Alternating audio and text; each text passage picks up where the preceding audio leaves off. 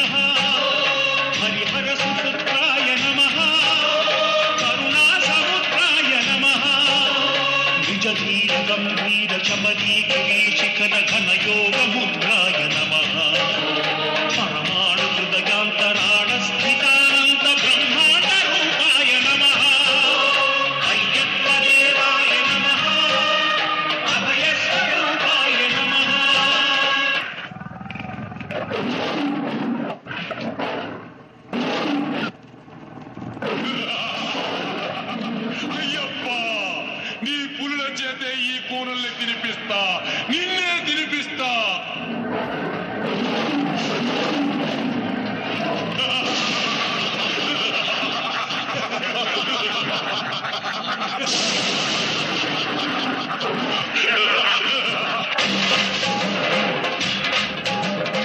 ఆద్యంతరహితమౌ నీ విశ్వరూపం అజ్ఞానతిమిరము ననక్షుభదీపం.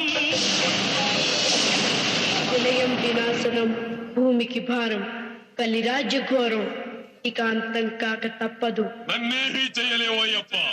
నన్ను చంపే ఆయుధమే లేకుండా శంకరయ్య వరం ఇచ్చాడు.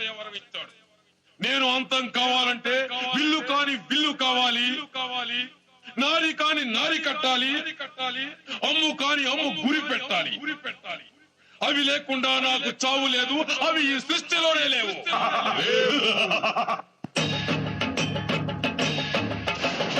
విల్లు కాని విల్లు హరి విల్లు గైకొని హరిహరుల సుతుడే తన విల్లు చేసే. నారి కాని నారి ఆ ఆదిశేషుని మణికంఠ స్వామి తన వింటి నారిని చేసే. శరము కాని శరము శరణమయ్యప్ప స్వామియే.